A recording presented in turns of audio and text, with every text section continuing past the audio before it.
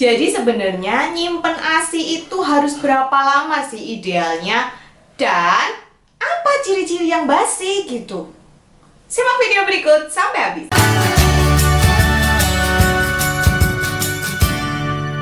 Selamat datang di Kriwi Life, ngobrolin kesehatan bareng aku, Bi dan Oni. Hari ini kita akan ngobrolin soal ASI basi kayak apa dan sebenarnya lama penyimpanan yang ideal itu berapa sih gitu di beberapa media yang berbeda gitu.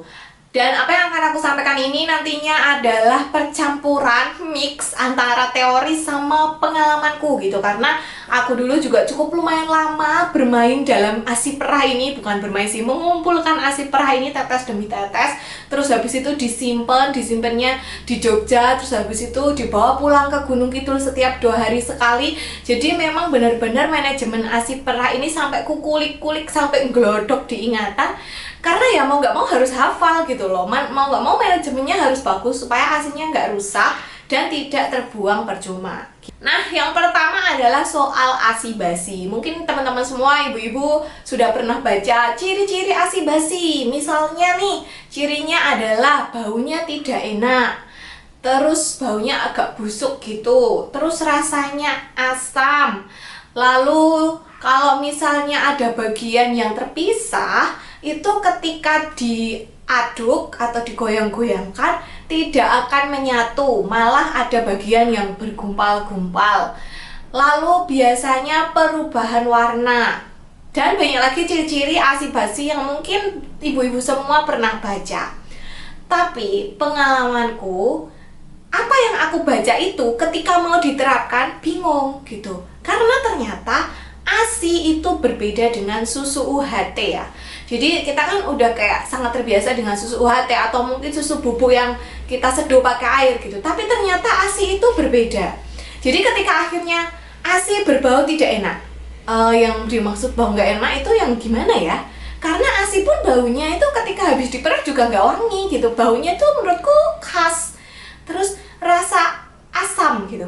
Rasanya yang gimana ya? Karena ternyata ASI itu rasanya berbeda dari susu UHT. Kok Bu Bina tahu? Tahu karena aku pernah mencoba ASI. Jadi waktu itu karena aku bingung gitu ya, kayak ini yang di teori bilangnya ASI basinya kayak begini. Lah terus yang tak pegang ini basi apa enggak? Itu aku masih ragu. Akhirnya yang dilakukan adalah eksperimen, basikan ASImu. Jadi aku dulu juga membasikan ASI. Jadi aku mengikhlaskan sekian cc ASIku itu tak bikin basi, sengaja tak bikin basi gitu. Pertama diamati berapa lama sih dia basinya. Yang kedua adalah diamati perubahannya sebelum basi dan sesudah basi. Apa aja sih yang berbeda?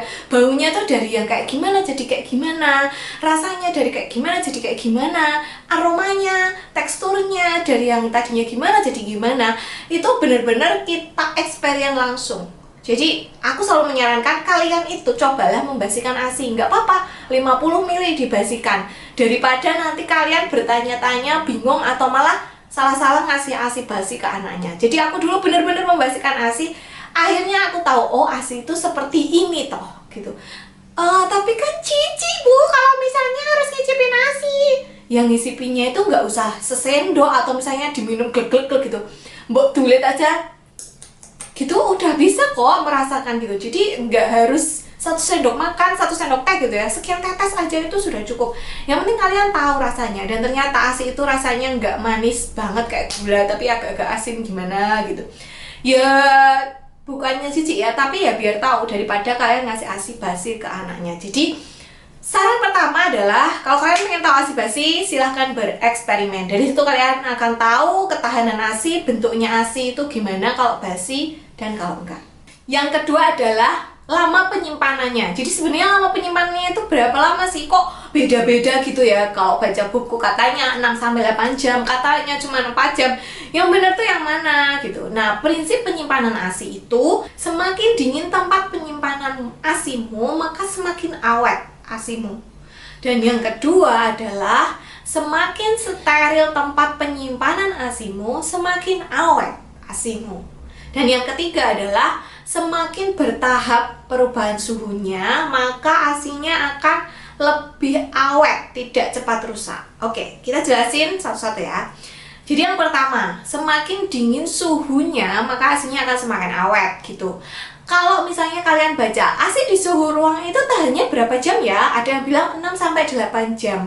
Tapi itu kalau suhu ruangan kalian itu suhunya sekitar 25 derajat Celcius, stabil. Misalnya kamar kalian ber-AC, rumah kalian ber-AC. Tapi kalian tinggalnya di tempat yang panas, terus gak ada AC-nya, terus misalnya gendengnya yang seng itu, ngerti seng nggak? Yang panas itu. Atau misalnya kalian tinggalnya di pesisir Gunung Kidul, kayak rumahku itu panas kadang-kadang kalau siang. Dan tentunya musim kemarau dan musim hujan mempengaruhi. Itu pasti di atas 25 derajat Celcius. Jadi kalau kamu simpennya selama 6 jam, ya rusak asimu, kayak gitu. Maka kalian terapin aja, 25 derajat itu 6 jam.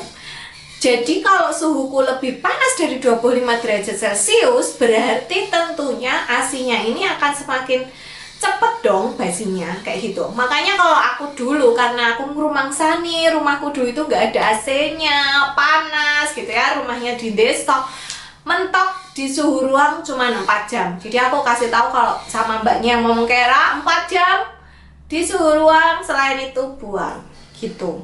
Kemudian kalau misalnya di cooler bag, tahu nggak cooler bag? Tas ASI gitu ya, atau termos es mungkin yang dalamnya biasanya ada lapisan aluminium dan sebagainya itu, dan dalamnya mbok kasih es, itu dia bisa tahan sampai 24 jam. Jadi kalau misalnya kualitasnya bagus 24 jam, tapi kalau misalnya cooler bagnya ya cuman ala-ala aja gitu, tas biasa yang dia nggak ada penahan panas atau penahan dinginnya, cuman mbok isi es batu gitu, ya mungkin 12 jam. Jadi memang suhunya harus diperhatikan.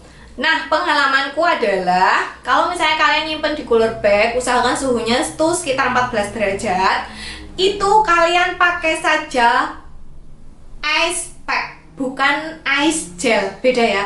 Ice pack itu yang dia wadahnya biru itu loh. Kalau ice gel itu yang kalau misalnya dia tidak beku itu jadi gel. Karena apa? Karena yang ice pack itu lebih awet bekunya dibandingkan yang ice gel.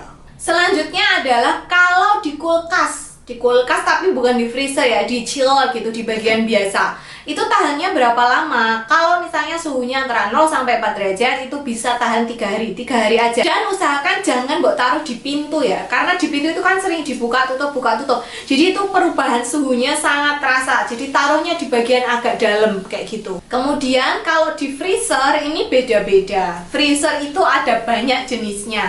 Ada freezer kulkas 2 pintu, ada freezer kulkas 1 pintu yang pintunya jadi satu. Ada juga yang deep freezer. Nah, kalau misalnya kulkas kalian itu 1 pintu, jadi kalau pintunya dibuka, freezernya ada di dalam, itu kan otomatis kalau kalian sering buka tutup, maka kan suhu kulkasnya juga jadinya tidak stabil kan. Nah, itu bisa tahan 2 minggu aja. Tapi kalau misalnya kulkas kalian itu pintunya ada 2 dan yang atas khusus freezer ini jarang dibuka, maka bisa tahan sampai 3 bulan aja, yang paling optimal. Nah, kalau misalnya kalian punya deep freezer, ini biasanya adem banget gitu, itu bisa tahan sampai 6 bulan. Jadi intinya ya tadi, semakin dingin semakin awet.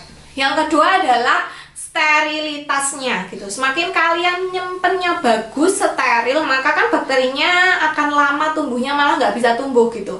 Akhirnya ya jadi awet gitu, tidak bisa terjadi pembusukan. Karena itu kalian harus memperhatikan botol yang tempat nyimpan ASI, botol yang tempat buat merah ASI, itu semuanya harus bersih dan steril. Dan yang terakhir adalah kalau kalian mau nyimpan ASI, itu usahakan perubahan suhunya tidak terlalu ekstrim. Jadi kayak misalnya nih mau dibekukan, itu taruh aja di chiller dulu sampai suhunya lebih dingin baru dibekukan. Jangan ASI hangat-hangat langsung mbok bekukan gitu. Sebenarnya ini berlaku untuk semua makanan sih. Jadi kalau makanan panas langsung mbok freezer, itu nanti makanannya cenderung lebih mudah rusak dibandingkan kalau misalnya didinginkan dulu baru di freezer.